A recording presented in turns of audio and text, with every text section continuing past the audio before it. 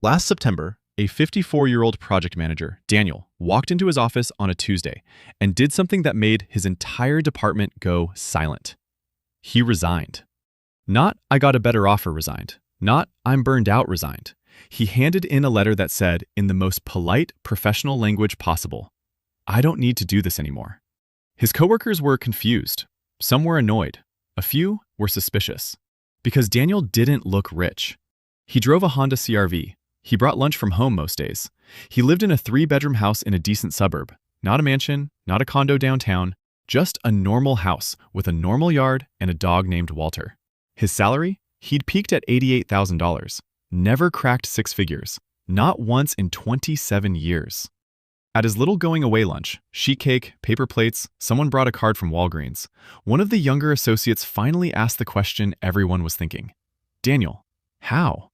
He laughed, and he said something I haven't stopped thinking about since I heard this story.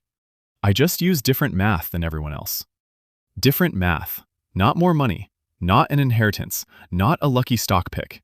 Different math. Daniel had been following a rule since he was 30. Not the one you've heard of. Not 50/30/20. A different architecture entirely. 30/30/30/10. And by the end of this video, you'll understand not just what it is, but why nobody teaches it to you. If this kind of breakdown is useful, subscribe. I make these so normal people can build wealth without needing an MBA or a trust fund.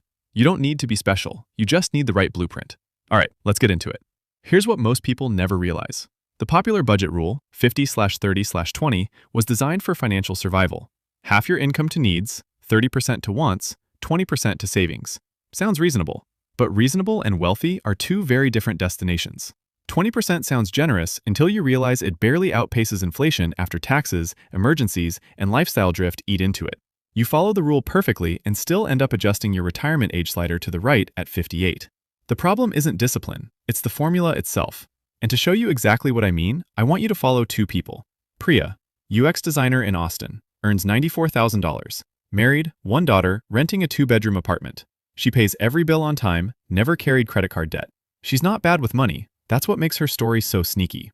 Her actual monthly split looks like this. 39% to needs, 34% to obligations like daycare and groceries, 19% to lifestyle spending, and roughly 6% to savings.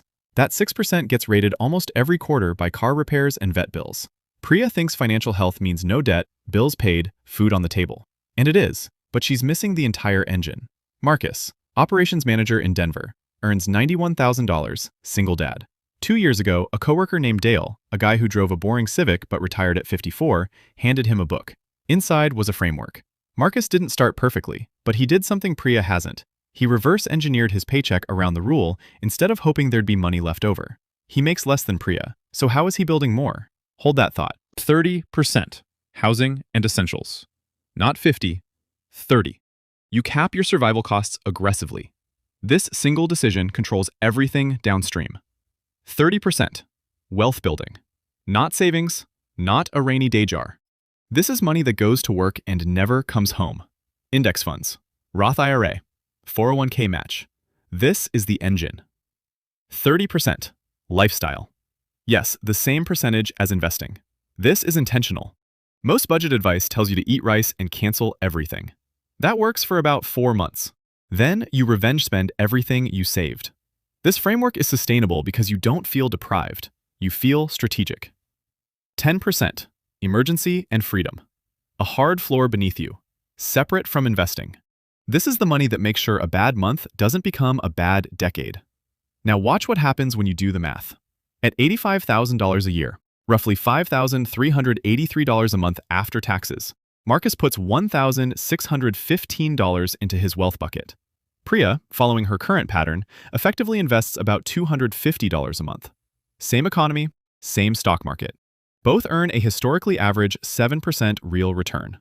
After 20 years, Marcus has approximately $840,000. Priya has roughly $130,000. That's a $710,000 gap. Same job market, same 2 decades. The only variable was which set of numbers they wrote down. And here's what's wilder. By year 25, Marcus's portfolio is generating more in annual returns than his original contributions. His money makes more money than his job does. That's escape velocity. Priya never reaches it. At year 12, they're at the same dinner party. Marcus doesn't look richer. Same kind of car, similar apartment. But Marcus sleeps differently.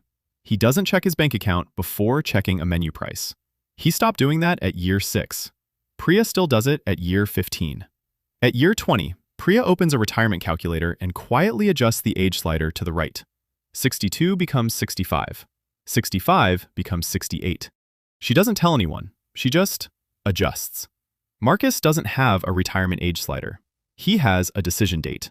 One he picked, not one picked for him. So can you actually do this? Start here. Month 1, track every dollar. Calculate your real percentages. Most people have never done this. Month 2, compress one major expense. Open a brokerage account. Set up automatic transfers on payday. Wealth Bucket gets funded before Lifestyle hits your checking account. Month 3, hit your first true 30-30-30-10 split, even approximately. If you have high interest debt above 7%, your Wealth Bucket temporarily becomes your debt destruction bucket. Same 30%, same intensity. Marcus had $8,400 in student loans. At 30% allocation, he cleared them in 11 months. At Priya's rate, it would take 4 years. The median American has $87,000 saved for retirement, but needs $1.2 million. That's not a gap. That's a canyon. And it exists because nobody taught them the second number. The difference between financial stability and financial freedom isn't how much you earn. It's whether you allocate using a framework designed for survival or one designed for wealth. That single structural shift, maintained over 20 years, is worth more than any raise you'll ever receive. No one is coming to teach you this. Not your school, not your employer, not your bank. They all profit from the old formula. You were never bad with money. You were just given the wrong architecture. Now you have the right one.